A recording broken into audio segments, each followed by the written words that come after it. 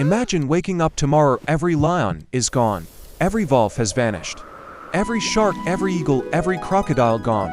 For the first time in millions of years, Earth has no predators, no terrifying hunts, no animals being chased, no bloody attacks. It sounds like the peaceful world humans have always dreamed of, a world where every creature finally gets to live in harmony. But here's the terrifying part: within months, the peaceful world would begin destroying itself. Not because something new appeared, but because something important disappeared. In fact, scientists have already seen this happen in the real world, and what they discovered completely changed how we understand nature forever. For decades, people believed predators were nature's villains. Lions killed innocent animals, wolves wiped out herds. Sharks turned oceans into dangerous places, so removing them seemed like an obvious improvement. More prey, more life, more peace, at least that's what everyone expected. Reality had a very different plan, because predators don't just kill. They control something far more important. Something that silently keeps entire forests, rivers, and even oceans alive. Take them away and nature doesn't become peaceful, it becomes unstable. Like pulling a single brick from the bottom of a massive building, at first nothing seems wrong. Then tiny cracks begin to appear. Those cracks grow larger, until suddenly the entire system starts collapsing. And that's exactly what scientists witnessed during one of the most unexpected natural experiments ever recorded. No one planned it, no one even realized it had begun. But when researchers finally noticed what was happening, they were looking at a warning that could change how we see every predator on Earth. And the first clue came from an island that should never have existed. Scientists didn't discover this by running a giant experiment, nature did it for them. In the 1960s, a massive hydroelectric dam flooded thousands of square kilometers of forest, creating hundreds of isolated islands almost overnight. At first, every island looked nearly identical. The same trees, the same climate, the same animals. But over time something strange happened.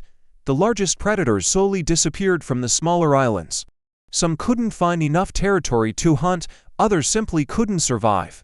At first nothing seemed different. The forests were still green, birds still sang. The islands looked perfectly healthy, but nature was quietly keeping score.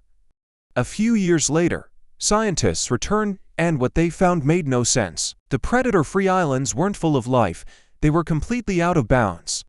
Deer and other plant-eating animals had multiplied far beyond normal numbers. Small mammals were everywhere. Even insects began spreading faster than anyone expected. At first, this looked like a success. More animals, more life, exactly what people thought would happen without predators. But then the forest started changing. Young trees stopped growing. Fresh leaves disappeared almost as quickly as they appeared.